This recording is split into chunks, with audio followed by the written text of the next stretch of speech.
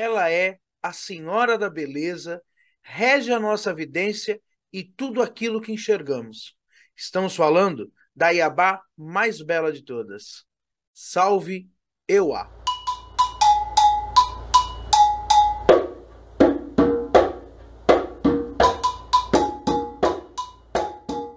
Um filho de Peba que tem fé, Nós temos fé, um filho de Peba que tem luz, nós temos luz. pra iluminar nosso lugar. Vai Oxalá. Olá, meus irmãos, Saravá, que a paz do Oxalá esteja com todos vocês. Sou o Parel das Pedreiras, estou aqui para mais um Doutrinando, mais um daqueles vídeos de terça-feira com uma edição legal, com várias imagens, sempre aquele vídeo um pouco mais trabalhoso, mas para trazer mais conhecimento para vocês.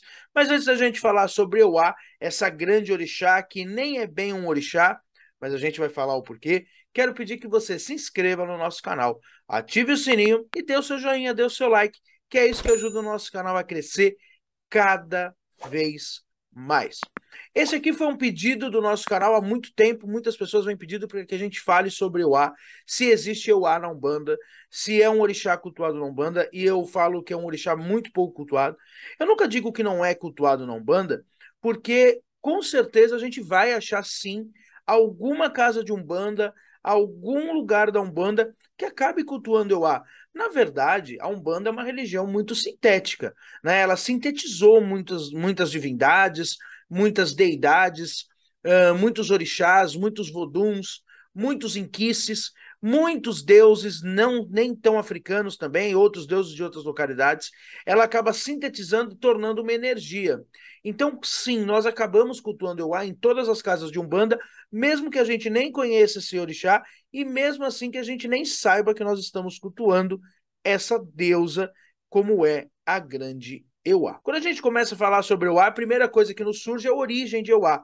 E algumas pessoas vão falar que a origem dela é de Abeokutá, que é o mesmo lugar de origem de Nanã, é o mesmo lugar de origem de Obaluaê, é o mesmo lugar de origem de Oxumaré. Só que Abeokutá é uma região que ela é mais distante da região que nós conhecemos ali na área Iorubá, principalmente em Ireifé, ou principalmente ali em Cozona, em Oió, que são as regiões que deram origem realmente ao culto aos orixás iorubanos que a gente conhece, principalmente aqui no Brasil. E para a gente poder entender Euá, nós temos que entender que quando existe a ocupação iorubana naquela região, divindades locais já existiam. Divindades que aqui no Brasil nós chamamos de voduns, que são as divindades ligadas ao culto Jeje. Isso acontece porque quando os iorubás tomam aquela região, eles vendem as pessoas que já viviam naquela localidade, né, que vinham de uma origem daomeana, que vinham da Daomé, eles vendem para o Brasil como escravizados. Então, os primeiros escravizados que chegam no Brasil são os escravizados que não cultuam necessariamente um orixá.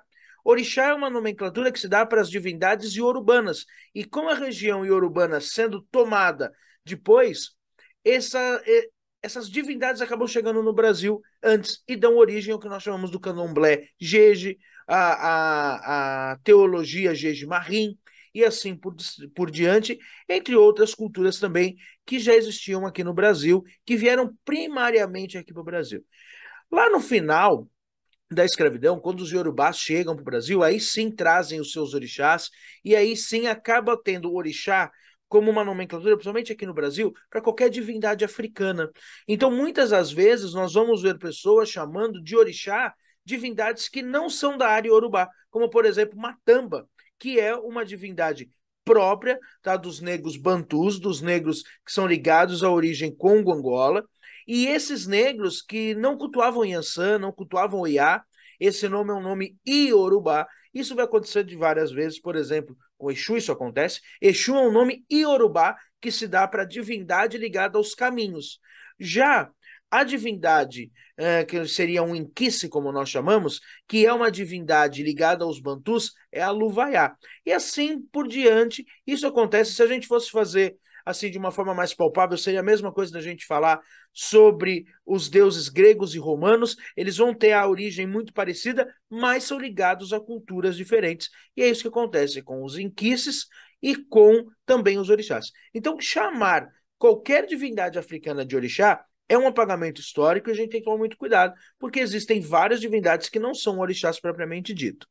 Porém, com a expansão iorubá, com a tomada do povo iorubá daquela região, aonde hoje, até hoje é o povo iorubá onde vive, acabou havendo uma certa sobressalência de divindades, e sim, acabou-se que alguns voduns, acabou que algumas divindades locais tornaram-se orixás.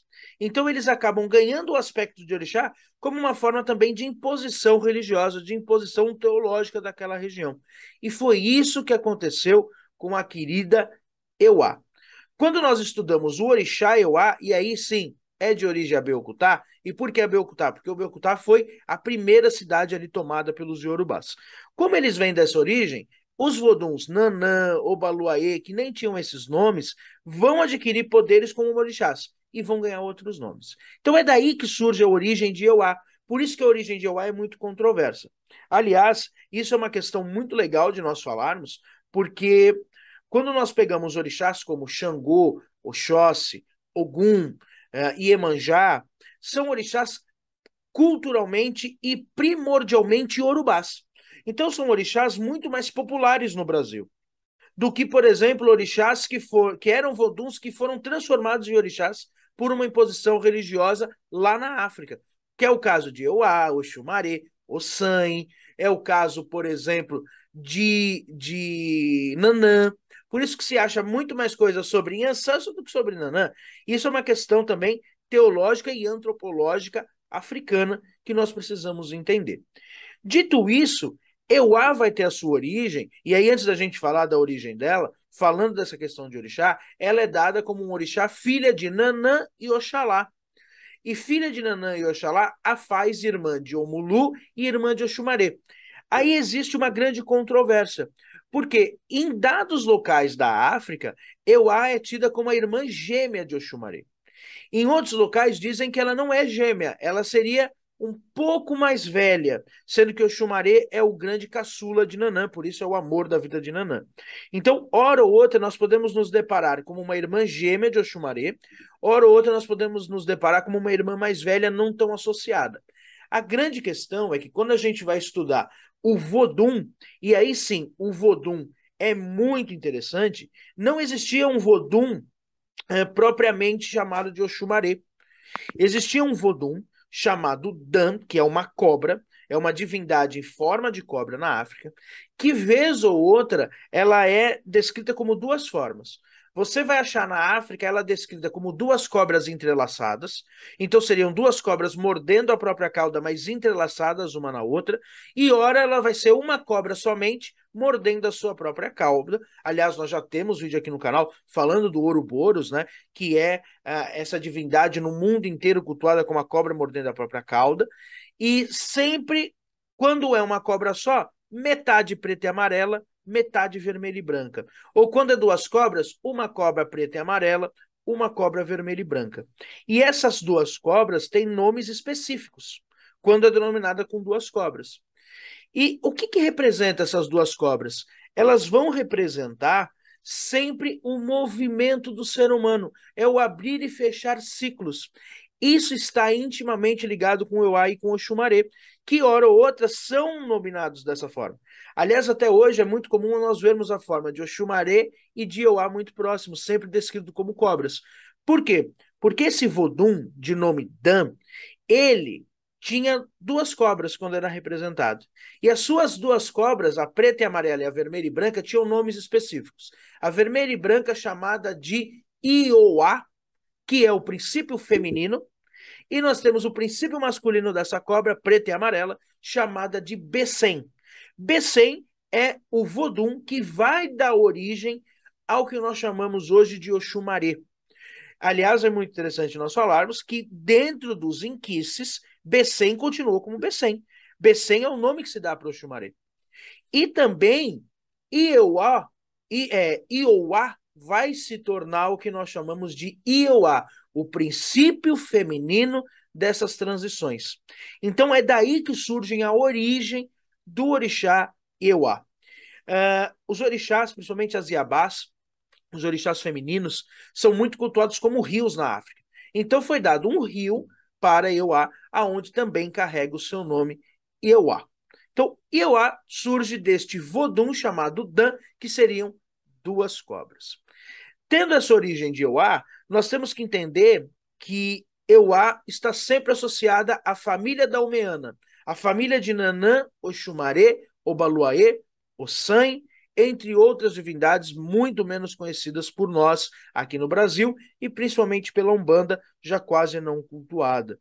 E Iewa vive muito longe de Xangô, porque existe muitos mitos que dizem que Xangô queria se apossar de Iewa, que Xangô queria de uma certa forma, violentar Iewa, tá? E quando nós entendemos isso, nós temos que entender que a mitologia dos orixás é metafórica. Que quando nós falamos que Xangô queria se apossar de Iewa, não é porque ele queria se apossar dela ser uma mulher, e sim, ele queria se apossar da cultura de Iewa, porque Xangô é o rei da região Iorubá. Então isso nada mais é do que uma forma metafórica de falar que os Iorubás queriam se apossar das coisas de Iewa, então por isso que Iewa vivia o mais longe possível dos Iorubás, vivia o mais longe possível da cultura iorubana. E é assim até hoje em África, ela é de todos os voduns o menos cultuado, e aqui no Brasil também é assim. Iewa, com certeza, de todos os orixás do candomblé, é até mesmo a orixá que menos é cultuada no candomblé. Não que não seja, ela é cultuada, mas é muito menos expressiva do que as outras iabás, do que até mesmo iabás que na Umbanda nós não cultuamos tanto, como o Obá, por exemplo, ela é menos cultuada. Na Umbanda, então, nem se fala, pouco se ouve falar, talvez muitos de vocês seja a primeira vez que vocês estão ouvindo falar o nome Iewa como um orixá. Além disso, uma coisa importante de nós falarmos, quando nós falamos sobre Iewa, é essa questão de Iewa estar sempre conectada com a feminilidade. E sim, é uma grande Iabá. E quando nós falamos sobre culto proibido dos homens, Iewa também tem isso. Os homens não são ligados ao Iewa. Iewa tem uma aversão à masculinidade. E Iewa é a senhora da beleza para o candomblé. E por que eu estou aqui entre vermelho e rosa? Porque essa é a cor de Iewa. Quando nós trazemos ela para a Umbanda e para o entendimento que nós temos de Iewa, nós entendemos que Iewa é a orixá da beleza. Com certeza você, umbandista, já deve ter ouvido falar que Oxum é a senhora da beleza. E sim, Oxum é a senhora da beleza na Umbanda porque é um arquétipo de Iewa dentro do culto de Oxum. Mas para o candomblé e para algumas regiões africanas, Iewa é a orixá mais bela de todas, é a divindade mais bonita de todos e é a senhora da beleza. Mas olha só, mais uma vez, Iewa e Oxumaré. Oxumaré é o senhor da prosperidade financeira, da prosperidade material, e é o senhor da beleza espiritual. O que é a beleza espiritual? É aquilo que nós contemplamos como belo espiritualmente, a caridade. Isso é um arquétipo de Oxumaré, isso é um patronato de Oxumaré. Quando nós falamos em Iewa, ela é contrário a isso. Como ela é o princípio feminino, ela é o contrário de Oxumaré, ela é a senhora da prosperidade espiritual. Olha que interessante. Ela é a senhora não da prosperidade material, e sim dos ganhos espirituais, daquilo que nós temos como espírito, aquilo que nós temos como vidência, aquilo que nós temos como mediunidade. Iewa é a senhora de todas as mediunidades. As grandes profetisas, as grandes sacerdotisas da África são de Iewa, porque ela é a senhora de todas as mediunidades. Em compensação, enquanto Oxumaré é a beleza espiritual, Iewa é a beleza material. Então, o que é de Iewa? Tudo aquilo que nós achamos bonito. O céu rosado é de Iewa. Sabe aquele céu do entardecer, onde o céu fica vermelho, meio amarelo, meio laranja, meio rosa, que é tão bonito? A aurora boreal é de Iewa. Então, tudo aquilo que nós conseguimos contemplar, olha como Iewa é poético falar de Iewa, e como a região da África, e por isso que eu tenho um orgulho danado de ser um sacerdote de matriz africana, porque a poesia, a profundidade, quando nós falamos de um orixá, e hoje as pessoas tentam materializar o orixá, porque Iewa está na beleza que meu olho vê. Imagina só, você pai que vê pela primeira vez o seu filho, o rosto do seu filho. Ou quando você vê o seu filho andando pela primeira vez. Ou quando você vê aquele sorriso que você tanto queria ver. Ou então, quando aquela pessoa que estava doente, ela sai de uma condição extremamente doente e você consegue vê-la sorrindo. Sabe aquele minutinho ou aquele segundinho que enche o teu coração de ver algo que realmente te satisfaz? Isso é Euá. Euá está no sentimento que nos preenche, na beleza que nos preenche de ser somente belo. É isso que está Euá. E quando nós trazemos para a Umbanda, ela é a senhora da vidência, a senhora que nos abre a mediunidade para vermos o que realmente é belo. Euá usa vermelho e rosa, pode também, hora ou outra, ser trazida como amarelo também, mas é mais difícil, até mesmo como laranja, mas o mais comum é o vermelho e o rosa dado para Euá. É a senhora que muitas das vezes é ligada à vaidade e à luxúria também, tá? Assim como o Euá também é a senhora da beleza, assim como ela é a senhora daquilo que nós queremos ver belo, ela também é ligada à luxúria e ela também é ligada à sexualidade muitas das vezes. Por mais que lá na África ela tenha um caráter virginal, que ela é muito ligada àquilo que está nascendo, àquilo que está começando, aqui no Brasil, Euá também é conectada com a sexualidade feminina. Além disso, Euá é a grande orixá ligada aos fenômenos ligados à natureza. Isso é um patronato de Inhansã, aqui no Brasil, mas Euá é a senhora do clima, é a senhora da névoa, é a senhora das nuvens. É isso que é dado para Euá. Não as tempestades. As tempestades é dada para Inhansã também na África, mas os tempos ruins, os dias nublados também é dado para Euá na África. Aí eu trouxe algumas características de Euá para a gente conhecer. Euá também é a senhora do cemitério. Isso é uma coisa também que poucas pessoas falam. Às vezes na Umbanda a gente liga muito a Nanã, mas é da sua filha. Euá é a grande orixá do Campo Santo, é a senhora da terra do cemitério. Tá? Dali é onde os corpos vão repousar. Ali que vive Euá. Euá vive dentro do cemitério. Aliás, tanto em África, como também nos candomblés, as obrigações de Euá são dadas dentro do cemitério. Domina o céu rosado, o fim da tarde, como eu já falei, tem como símbolo, e é esse símbolo que está aqui do lado, o símbolo do arpão com a cabaça. Isso também é uma coisa muito cultural dos orixás domenos. Eles não usam elementos de guerra, e sim cetros de poder. E o cetro de poder de Euá é um arpão numa cabaça enfeitada com palha. Lembrando que, assim como ela tem uma estreita ligação com o Oxumaré, ela também tem uma estreita ligação com o Baluaê, porque o Baluaê é o senhor da palha, e ela também é a senhora da palha, só que ela é a senhora da palha rosada, ela é a senhora da palha vermelha, que é difícil achar em algumas regiões e às vezes é tingida com a beterraba, que é uma das suas principais oferendas. Uma das principais é a beterraba, que é dada para Euá. Aliás, a cor da beterraba, que é aquele vermelho, meio roxo, meio rosa, é a cor mais ligada a Euá. Além disso, Euá é ligada ao elemento ar, pelas nuvens, tá? E também por ser a senhora que tem uma ligação com o arco-íris, mas não é o orixá do arco-íris. Também tem a sua pedra, que é a rodocrosita, e tem também a sua erva, que é a erva chamada de perila roxa, que é uma erva super achada aqui no Brasil, que é meia roxeada, meia vermelha, é feita nas obrigações de Euá.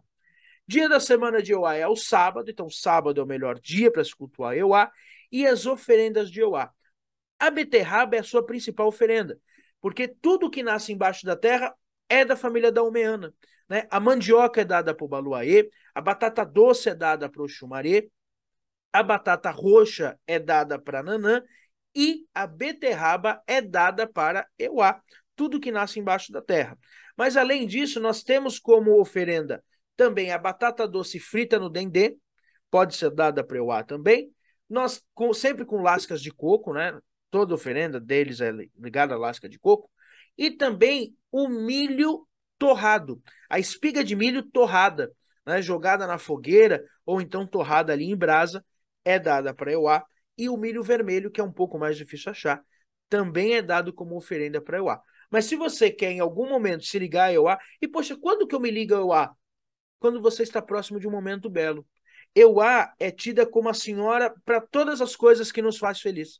É a senhora da felicidade. Então, Euá pode ser chamada em todos os momentos de vida. E quando que eu posso dar para ela? O que que eu posso fazer para agradá-la ou para me conectar com Euá? Beterraba.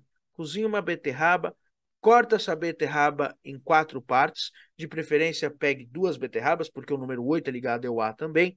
Você pega 2 beterrabas, corta em 4 partes, dando 8 partes, com uma vela vermelha ou com uma vela rosa, e você entrega de oferenda para Euá, que é esse grande orixá, que é essa grande Iabá, que é essa grande Vodum, essa divindade africana, que poucas das vezes é conhecida, mas é muito importante. Porque na Umbanda, muito se fala de evidência, muito se fala dessa ligação com aquilo que nossos olhos veem, é ligada com Euá.